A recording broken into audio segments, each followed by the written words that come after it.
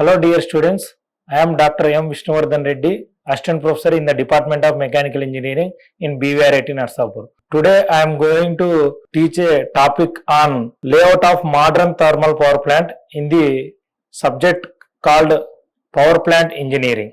What is meant by thermal power plant? A thermal power plant converts the chemical energy of the fossil fuels into mechanical or electrical energy. So what are the different fossil fuels we have known? We know the coal, oil and natural gas. The oil, petrol and diesel we know.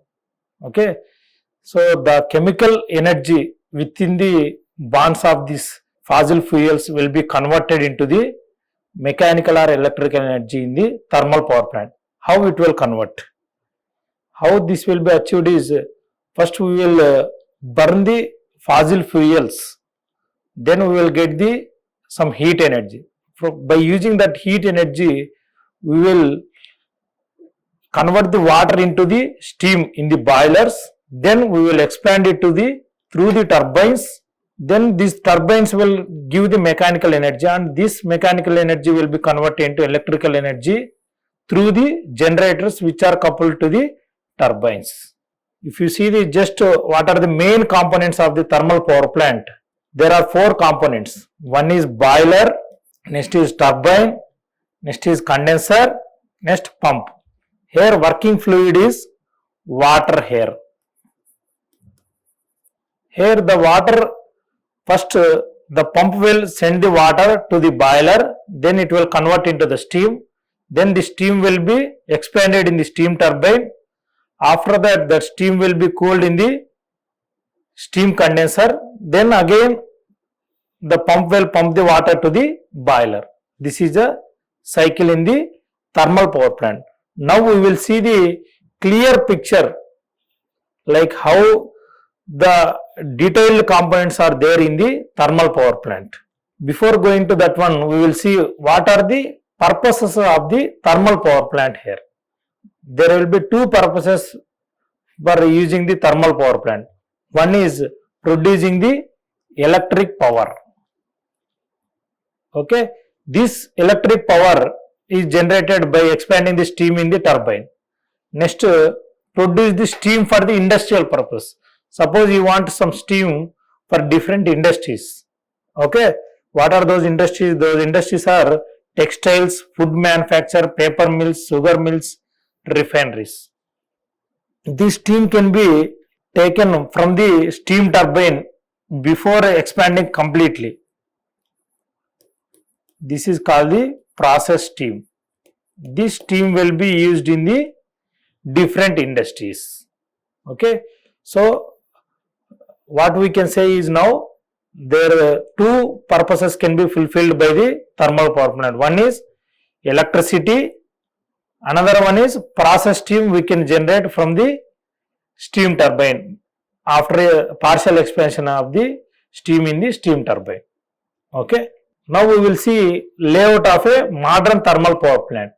Here this is a total layout of the modern thermal power plant. This one you have to draw in the layout of the modern thermal power plant. Okay. Here there will be four circuits will be there. One is coal and ash circuit, air and flue gas circuit, water and steam circuit, cooling water circuit. These four circuits will be known detailed in the coming slides. Okay. These are the four circuits of the modern thermal power plant. First one, coal and ash circuit. This is a boiler here. Okay. In the boiler, okay, what is the input to the boiler? What is the input to the boiler? First one is the boiler is there. What is the input? We will give the fuel. Okay, and air also will be input. Then this fuel and air will be combust. Then it will give the exhaust gases, and from the exhaust gases heat will be there. This heat will be taken by giving the water to the input to the boiler, then we will get the steam from the boiler, and apart from the exhaust gases we will get some ash also from the combustion of the fuel. Okay, now we will see what will be there in the coal and ash circuit. Suppose this is the boiler. Before coal coming into the boiler, or here we are explaining about the coal as a fuel in the boiler. In the coal storage, we will store the coal which is coming from the ports or some trucks or some from railways. We will store in the coal storage plant. By coal handling plant, which consists of some conveyor belts and all those, through the boiler.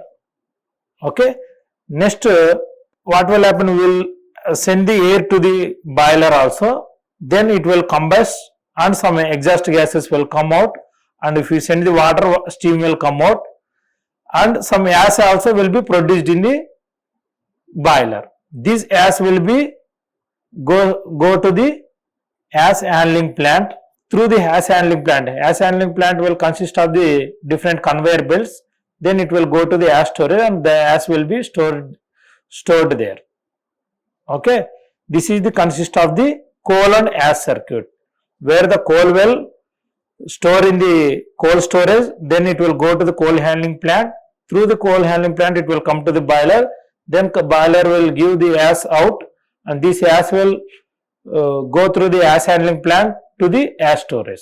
This is the coal and ash circuit that is explained here. You can see the coal arrives at the storage end, and after the necessary handling passes on to the furnaces through the fuel feeding device. Next, ash resulting from the combustion of coal collects at the back of the boiler and is removed to the ash storage yard through the ash handling equipment. Okay. Next one is air and gas circuit. This is the air and gas circuit. Now we already told what will be there, input to the boiler, again air also will be there. First, this air will take from the atmosphere through the air preheater. Here the air will be heated. Why the air will be heated? Because the complete combustion of the fuel will happen, or efficient combustion will happen in the boiler. So first air will be heated in the air preheater, then it will come to the boiler. Then the exhaust gases will come here. Here the exhaust gases will transfer the heat to the water, and water will be converted into the superheated steam here. Okay. After that one, exhaust gases will go through the economizer. Here the water will be heated before coming to the boiler here. Okay. Through the economizer. Then the exhaust gases will go through the air preheater.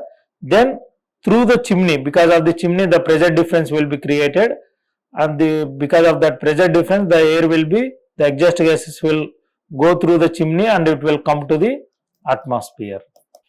Now if you see what is there in the air and gas circuit, air passes on to the furnace through the air preheater, where it has been heated by the heat of the flue gases which pass to the chimney via the preheater. Next, the flue gases, after passing around the boiler tubes and superheater tubes. Okay, in the boiler first superheater tubes will be there. After that this will come out, then the exhaust gases will go through the economizer, then it will go to the air preheater, then through the chimney they will come out. Okay, that is only explained here. The flue gases, after passing around the boiler tubes and superheater tubes in the furnace, pass through the economizer finally through the air preheater before being exhausted to the atmosphere. Next circuit is water and steam circuit. Okay, here we will go from the feed water pump which is coming from the condenser. Okay, here the water is pumped through a pump and it will go through the heaters, where the water will be heated here in the low pressure heaters. After that it will go through the economizer, where the exhaust gases coming from the boiler will go through the economizer. There the water will be heated here. Next it will go to the boiler. Then the water will be converted into the steam here. Then the superheated steam will go through the turbine and it will be expanded and the mechanical power will be generated. And to the shaft we will connect to the generator and we will get the electricity here.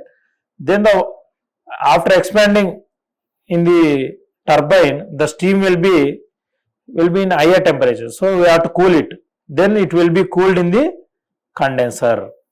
Then it will go through the condensate which is coming from the condenser is called nothing but here feed water also. And just by using the pump, this will be pumped through the heaters. Then it will go through the economizer. Next boiler. Next steam will be converted. Next turbine will be in the turbine steam will be expanded. Again in the condenser it will be cooled. Again the pump will pump the cooled water here through the low pressure heater and economizer and boiler. This circuit will be continuously occur in the water and steam circuit. Okay. Here you can see here how this steam will be cooled in the condenser. Here we have to send some cooling water to the condenser. Then only the heat in the steam will be exchanged with the cooling water. Okay. This circuit we will see in the next one. Okay. So we will see in the summary what is happened in the water and steam circuit. First, the condensate leaving the condenser is first heated in the low pressure heaters before going to the boiler through the economizer. Next, in the boiler drum and tubes, water circulates and wet steam comes out. The wet steam is further heated in the superheater and supplied to the turbine. Okay, you can assume here in the boiler only superheater is there. Okay. Next, the exhausted steam from the turbine is passed through the condenser. Again, this circle will be continuous here. Next one, the cooling water circuit. Here, you can see here, in the cooling water circuit, the components are the cooling water pump and cooling tower. And the working fluid will be the cooling water here. Okay. Here, by the pump, the cooling water will be go through the condenser and it will exchange the heat from the condenser and this heat, then the cooling water will be heated here. This will go to the cooling tower here. In the cooling tower, here you will have the spray here. This water will be sprayed from the top, heated water. Then the air will come from the bottom to the top. Then what happens? This contact between the air and heated water will give the result the cooling water at the bottom. This cooling water we will take and this will be circulated to the condenser again. Okay. The cooling water supplied to the condenser helps in the maintaining a low pressure in it. The water may be taken from a natural source such as river, lake or sea, or the same water may be cooled and circulated over again through the spray pond or cooling tower. Suppose if you don't have the cooling tower here, what will happen? If you have a river or sea near to the our thermal power plant, we can send this cooling water to the sea or river. Then if you compare with the volume of the river, then the whatever heating water we are sending, the total water will be cooled there. Then again we will take the cooling water from the sea, then sea or river, then we will send it to the condenser through a pump. Okay. If you want to circulate, if you want to do a closed circuit, then we have to use a cooling tower here in the cooling water circuit. Okay. Now we will see combining of all these 4 circuits. This is the layout of the modern thermal power plant. First we will see what is the coal and ash circuit. Here the coal will be stored in the coal storage plant. Then it will go to the coal handling plant. Next ash will be produced from the boiler and this ash will be go through the ash handling plant and it will be stored in the ash storage plant. And from the boiler, Again, what are the outputs? Input will be there, air will be there. Air will come here through the air preheater and it will be heated and come to the boiler. Next, what will come to the boiler? Water. How the water will come? Water will, which is condensed in the condenser, will come through the low pressure heater by the feed water pumps. Then it will come to the economizer. Next, it will come to the boiler. Next, these are the inputs.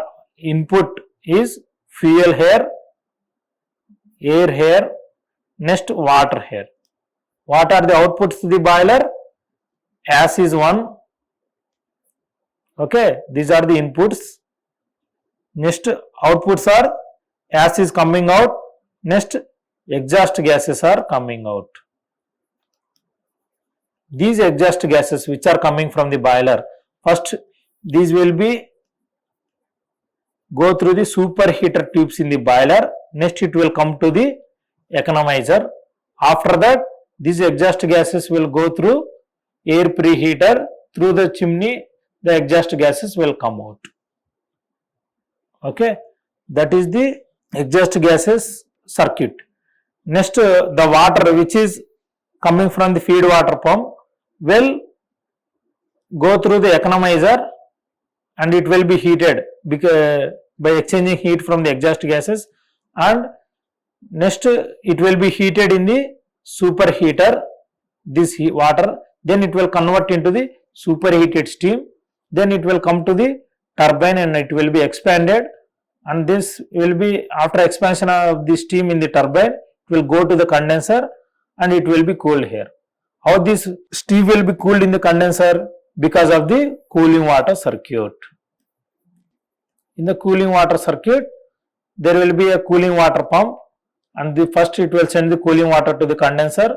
Next, the cooling water will be heated and it will be cooled either through the cooling tower or it will be added to the sea.